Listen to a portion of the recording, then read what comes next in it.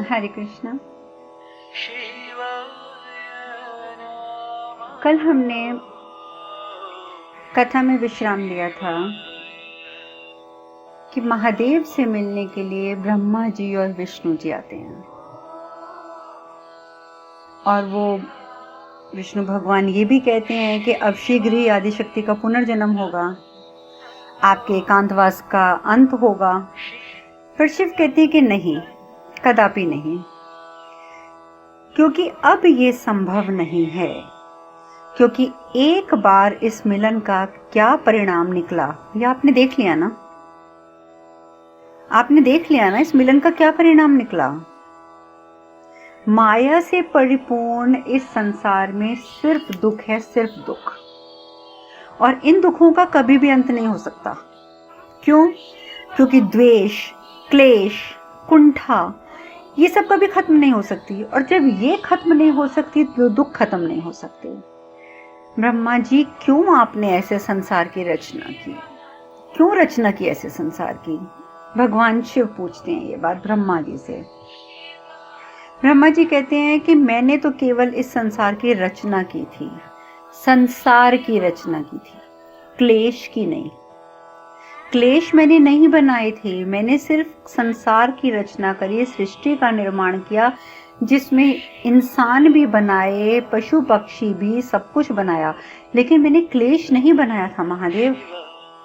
इस संसार में सच्चाई तो ये है कि ना तो कुछ सुंदर है, ना कुरूप है, ना उचित है, ना अनुचित है। इस संसार में ना दुख है, ना सुख है।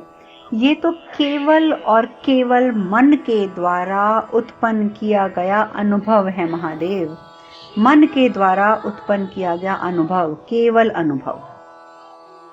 तो भगवान शिव कहते हैं तो इस मन की रचना भी तो आपने की है ना ब्रह्मदेव।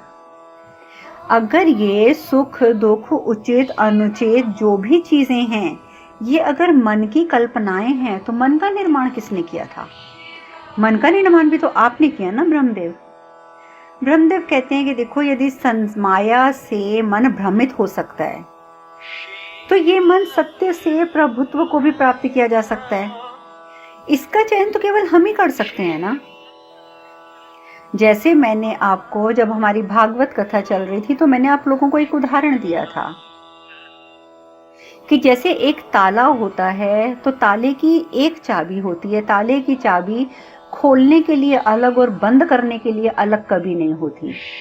एक ही चाबी होती है, उसी से हम ताला खोलते हैं, उसी से हम ताला बंद करते हैं, ठीक है। तो उसी प्रकार हमारा मन है। मन को अगर हम संसार की तरफ घुमा देते हैं तो हम माया में उलझ जाते हैं। यही मन को हम भगवान की तरफ जो घुमा देते हैं तो हम मुक्ति को प्राप्त होते हैं। मन तो एक ही है, मन एक है। जैसे चाबी एक है, इधर घुमाओ तो खुल जाएगा ताला, उधर घुमाओ तो बंद हो जाएगा। उसी प्रकार से संसार की तरफ हमें माया मिल जाएगी, भगवान की तरफ मुक्ति मिल जाएगी। तो मन तो एक ही है ना। तो ब्रह्मा जी भी यहाँ पर यही बोल रहे हैं भगवान शिव से कि अगर इस मन को, यदि माया से ये मन भ्रमित हो सकता है, तो यही मन सत्य से प्रभुत्व को भी तो प्राप्त कर सकता है। चयन तो आपको करना है, चयन तो हमें करना है। जैसे मैंने आपको बताया था कि हमारी इच्छा है, हम संसार की तरफ चलेंगे तो मोह माया में उलझे रहेंगे, भगवान की तरफ चलेंगे तो मुक्ति को प्राप्त होंगे। चयन तो हमने करना है ना, कि हमने अपने उस मन को कहाँ मोड़ना है। मन तो एक ही रहेगा, चाहे वो संसार की ओर जाए, चाहे वो प्रभु की ओर जाए। तो भगवान ब्रह्मा जी कहते हैं कि मैंने तो मन बनाया था, अब मन को किस और मोड़ना है, उसका चयन तो मनुष्यों को करना है ना। और अगर चयन मनुष्य ही गलत करी तो इसमें मेरी क्या गलती है?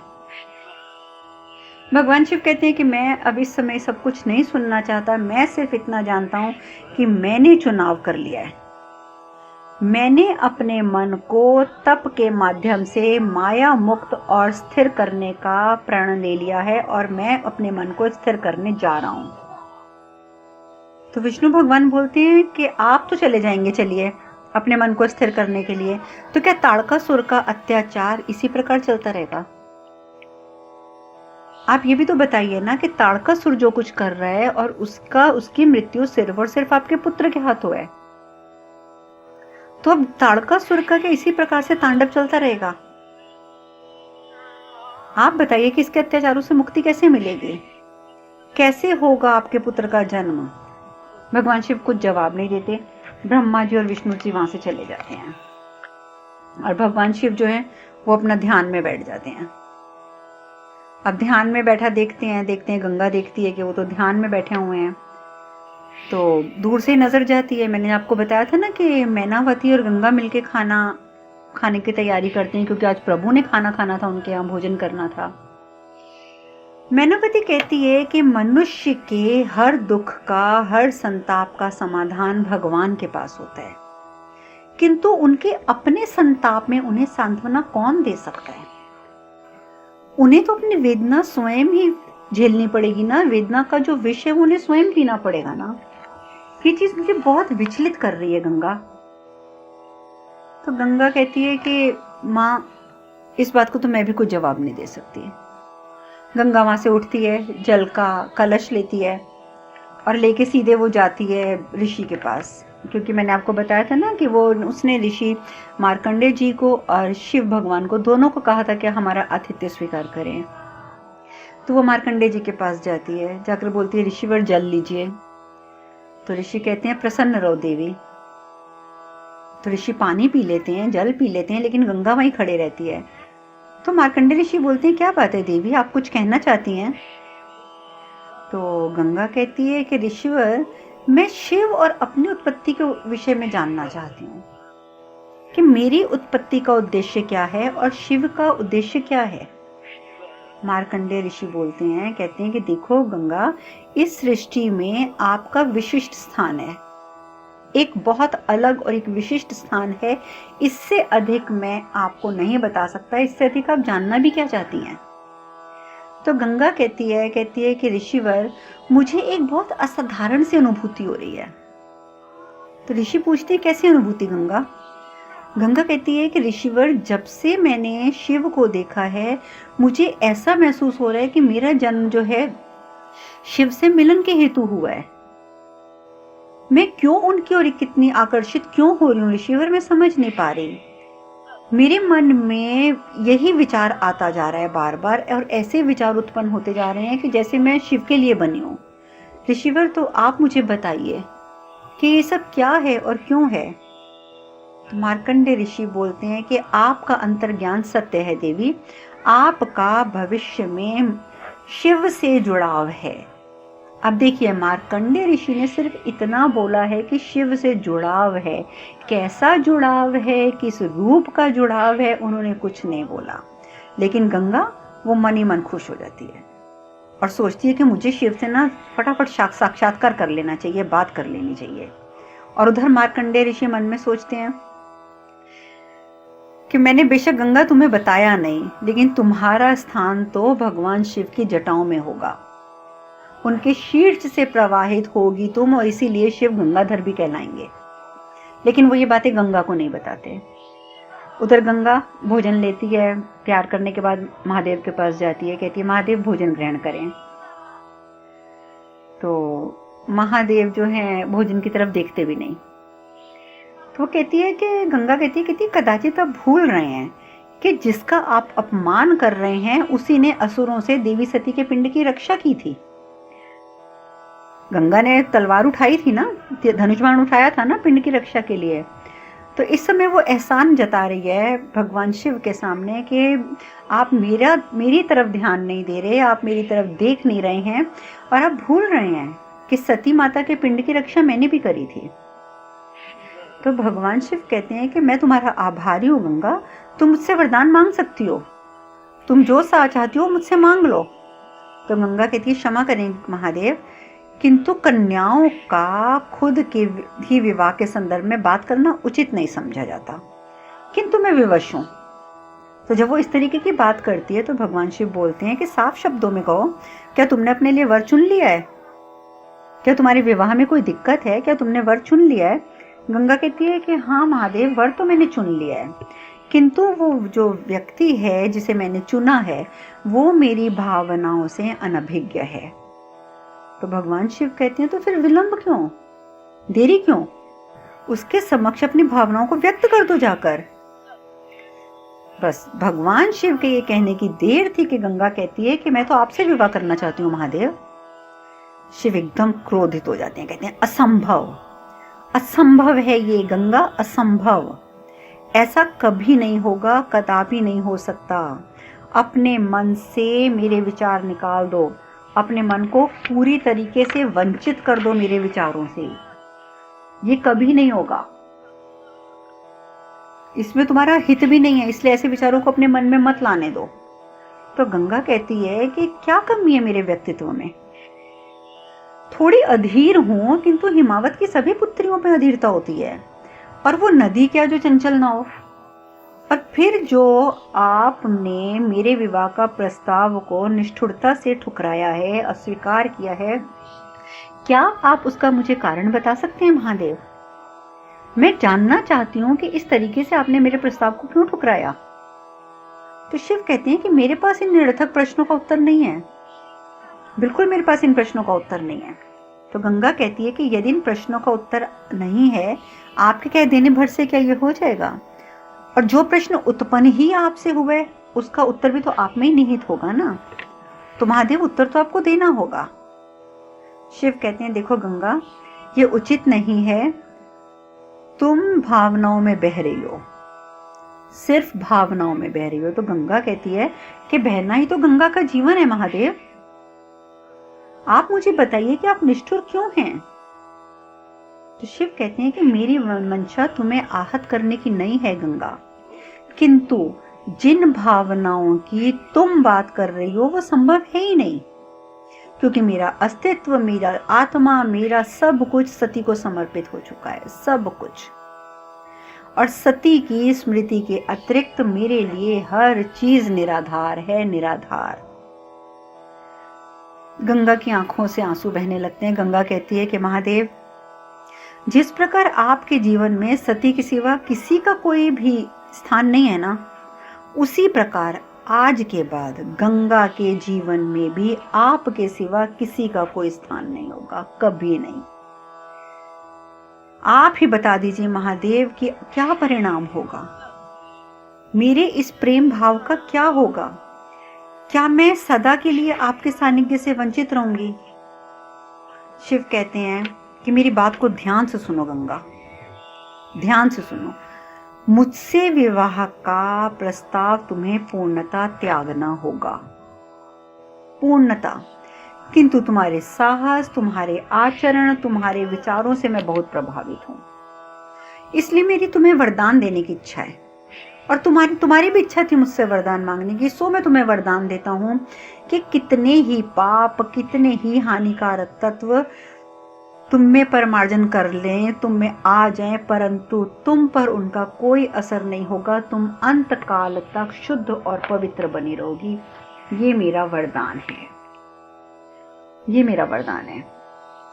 उसी समय हिमावत और मैनावती भी आ जाते हैं, देखते हैं कि भगवान शिव के साथ उनकी पुत्री का वार्तालाप चल रहा है। तो शिव कहते हैं कि अब मुझे प्रस्थान करना चाहिए, और ये कह के वो तुरंत उठते हैं और चल पड़ते हैं। तो गंगा कहती है रुकिए महादेव। शिव रुक जाते हैं, कहते हैं बोलो। तो गंगा कहती है कि जाते जाते मेरे एक प्रश्न का उत्तर देते जाइए महादेव। अगर भविष्य में आपको दोबारा पुनर्विवाह करने की इच्छा जागृत हुई तो क्या आप गंगा को अपनी वामांगी स्वीकार करेंगे?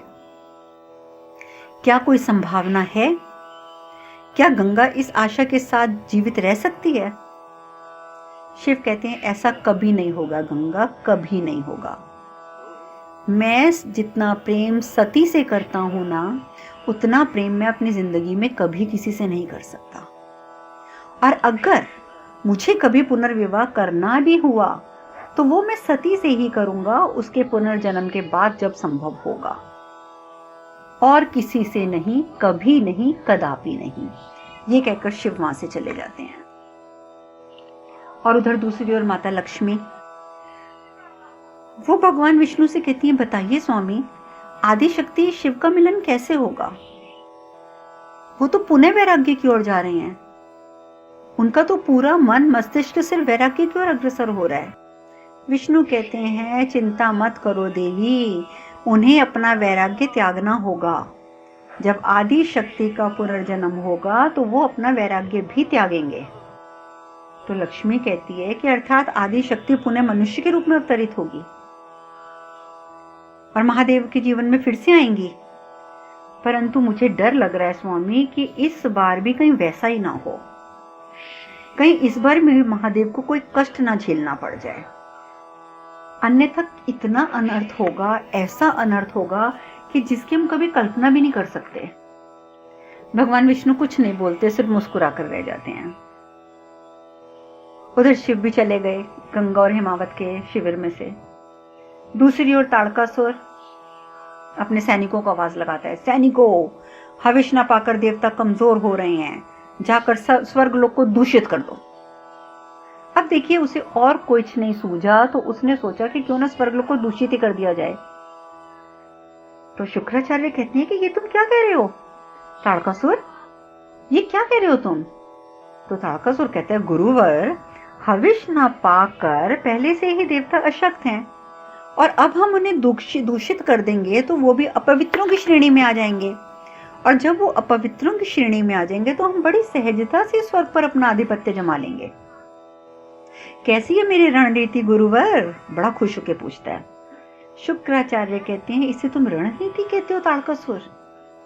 ये रणनीति नहीं है, ये अनीति है, अनीति, जिसे सिर्फ कोई कायर ही सोच सकता है, सिर्फ कोई कायर। अगर बलवान हो ना तो अपने सामर्थ्य से स्वर्ग पर आधिपत्य प्राप्त करो, अपने सामर्थ्य से। ताड़कासुर कहता है, गुरुदेव, आप एक बार फिर मेरी रणनीति पर प्रश्न चिन्ह लगा रहे हैं, फिर से आप मेरी रणनीति पर प्रश्न चिन्ह लगा रहे हैं। और वो और कुछ नहीं सुनता और सीधा दुदुम्बी को आगे देता है, दुदुम्बी, जाओ, सैनिकों को लेके जाओ और जाकर स्वर्ग को दूषित कर दो। अब उधर स्वर्ग लोक में हवन चल रहे हैं, क्योंकि हवन अब मनुष्य तो कर नहीं पा रहे, क्योंकि धरती पर तो ताड़कासुर का राज्य है। तो बेचारे जो देवता हैं वो हवन कर रहे हैं, खुद ही एक दूसरे के लिए हविष दे रहे हैं। उसी समय इतने सारे असुर इकट्ठे आ जाते हैं और सारी दूषित सामग्री हवन कुंडों में फेंक देते हैं, कहीं रक्त, कहीं हड्डियां, कहीं मांस, कहीं कुछ, सब कुछ वो दूषित कर देते हैं। और उधर दूसरी ओर जब शिव हिमावत के वहां से निकलते हैं तो चलना शुरू करते हैं, तो नंदी पीछे से आवाज लगाते हैं, रुकिए रुकिए रुकिए महादेव, रुकिए, ये आप किस ओर जा रही हैं? ये कैलाश का रास्ता नहीं है, अब तो आपको कैलाश चलना चाहिए। शिव कहते हैं कि नंदी, अब मेरे लिए संसार का, कैलाश का, समस्त सृष्टि का कोई अस्तित्व नहीं है, कोई अस्तित्व नहीं है। इसलिए बेहतर होगा नंदी कि तुम अब लौट जाओ, तुम लौट जाओ, मैं नहीं आ रहा कैलाश। नंदी कहते हैं, आपके बिना मेरा भी तो कोई अस्तित्व नहीं है, आपके बिना मेरा भी कोई अस्तित्व नहीं है, मैं कैसे लौट जाऊं? तो शिव, और कहां लौट जाऊं? तो शिव कहते हैं, क्यों, तुम्हारे पिता है ना, उनके पास जाओ और उनकी सेवा करो। नंदी कहता है, महादेव, मैंने हमेशा आपको अपना पिता माना है और मैंने आपसे कभी कुछ मांगा नहीं है और अब भी मैं कुछ नहीं मांग रहा, बस मैं इतना चाहता हूं कि मुझे आप अपने साथ रहने की अनुमति दे दीजिए। मैं सच कहता हूं महादेव, मैं किसी कार्य में बाधा नहीं बनूंगा, लेकिन मुझे अपने दर्शनों से वंचित मत कीजिए, मत वंचित कीजिए। तो भगवान शिव कहते हैं कि नंदी, मैं तुम्हारे प्रश्नों का क्या उत्तर दूं? मेरे पास किसी बात का कोई उत्तर नहीं है नंदी। जब मैं सती के वियोग से उत्पन्न हुए वे अनेकों प्रश्नों का उत्तर देने में असमर्थ हूं, खुद को उत्तर देने में असमर्थ हूं, तो मैं तुम्हें क्या उत्तर दूं? मैं कुछ नहीं कह सकता, तुम जाओ, मैं तुम्हारे साथ नहीं जा सकता और ना ही तुम मेरे साथ आओगे। और ये कह के भगवान शिव चल पड़ते हैं। और उधर दूसरी ओर देवता वो ब्रह्मा जी के पास जाते हैं।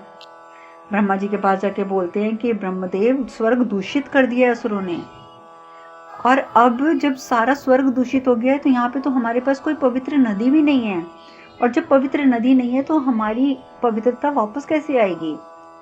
ये जिन चीजों से सब कुछ दूषित हुआ है उन्हें पवित्र करने के लिए अब स्वर्ग में एक नदी की अति आवश्यकता है, जिसमें हम अपने तन मन को धोकर पुनः स्वच्छता और पवित्रता को प्राप्त कर सकें। किंतु ऐसी नदी कहाँ ढूंढे हम? तो ब्रह्मा जी कहते हैं कि पृथ्वी पर एक महाद्वीप है। इंद्रदेव, सुनो ध्यान से, पृथ्वी पर एक महाद्वीप है सुदूर हिमालय की श्रेणियों में। वहां पर हिमावत और मैनावती की कन्या है। उस कन्या का नाम है गंगा। और हिमावत की सभी पुत्रियों की तरह वो चंचल तो है, पर वो मेधावी बहुत है। और नदी के रूप में पृथ्वीवासियों के लिए उसकी बहुत महत्ता होने वाली है और पृथ्वी पर उसका बड़ा अनुग्रह भी है।